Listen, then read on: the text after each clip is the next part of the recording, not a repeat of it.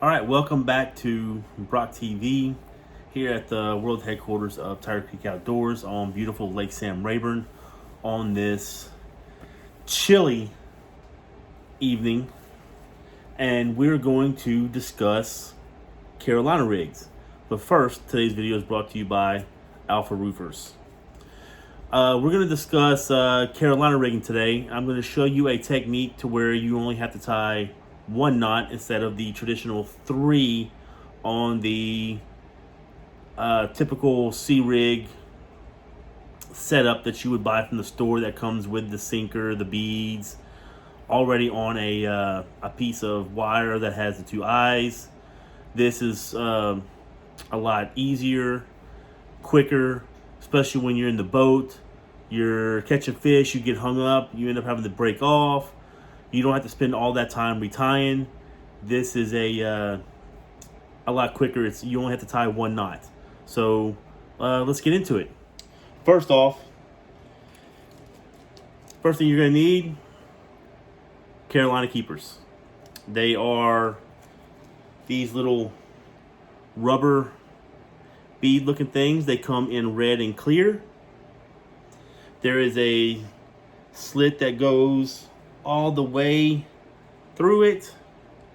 I know it's going to be hard to see, but if you squeeze it, that opens up and you run your line through that. Okay, so you're going to need those. You're going to need beads. I use red and clear. You're going to need what they call a Carolina ticker. It's just a little brass piece that goes in between your beads. It makes the clicking noise. And you're going to need a sinker. This is just a regular old lead sinker. I'm also using today my Trocar Pro V worm hooks. This is a 4/0. You can use any worm hook you like. That is also your preference. So the first thing we're going to do, you're going to put your sinker on.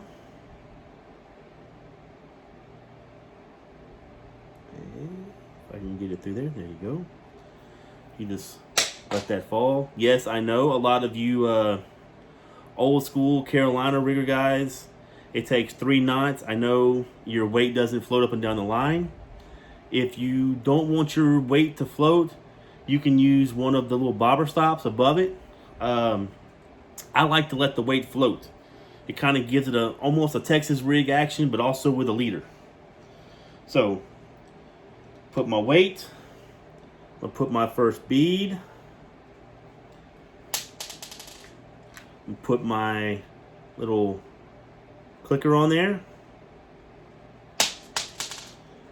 Then I'm going to put my other bead. Okay. Then I'm going to put my little keeper.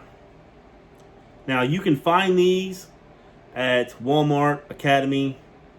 Most tackle shops have them. Just open that up like so. Run it through. Just run it down the ways. I like to use 2. And I usually like to use one of each color. Once again, that's just my preference. Run that through. You know, a lot of you guys, I know the old school Carolina rig like setups that come with the weight on the little metal wire, and you have to tie it at the top. You got to tie a leader on the bottom, and then and then you have to tie your then you got to tie your hook. So it's 3 knots. This is 1 knot. All right, so I've had those on there. Okay, they're on the line like so. That's your setup right there. And then, and then also with the old school way, you have to figure out, your leader length. Well, this is adjustable. You can adjust it on the fly. So I'm gonna go ahead and tie my hook. In essentially you're just worm fishing, so you can tie whatever knot you want. I just use the old cinch knot here. Tie that on. You know, the old method, you know, if you got hung up and you had to break off, you know, snug that down. Don't just yank on it. You don't want the line cutting into itself. It'll make your knot last a little longer. You know, the old school way, you know, if you got hung up and broke off, it would take you forever. You know, well, what seemed like an eternity when you're in the boat trying to re-rig your C-rig. Because, you know, not a lot of people are going to rig up multiple C-rigs. So, and it would take you forever. This way, it's one knot. Most of the time, if you get hung up and broke off, this is still going to be on the bottom of your line. So all you got to do, slide it up. So now, I've got that. And then yes, my hook is way down here. But all I have to do is take my pliers, squeeze it, and I can adjust my leader length.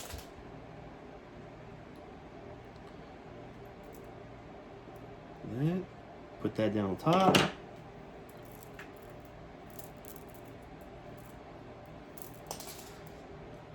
Try not to get a hook in the foot. And then, boom. There you go.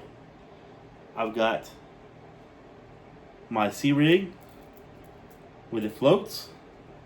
And then I've got my hook tied on. And then that way, it also increases your sensitivity. You know, because a lot of times, you know, the old school way, you know, it's hard to feel that hook and that worm until a fish has done grabbed it and started swimming with it. This way here, it's just like if you are Texas rigging. Your hook is attached to the same line. It runs all the way to your reel. When that fish grabs it and starts going, you don't have to necessarily worry about reeling up all that slack and then setting your hook. You just reel up on it like you would with a normal Texas rig. Make sure you've picked the slack up between the weight and your rod, and then you can set your hook. So yeah, that's it. Easy peasy. One knot Carolina rig. There you go. And like I said again, if you want, you can put your bobber stop on up here, and you can, you know, then you can make it click a little more. I prefer it this way, but that's just me. So, that's it. That's the one knot Carolina rig. If you have any questions, shoot me a message. If anybody has any ideas on a way that they think they can improve this, yeah, shoot it to me. I'll try it out. We'll do a video. But I've had great success on this. I've caught several 5-6 pounders on this rig right here, this one knot C-rig. So until next time, tight lines, and we'll see you.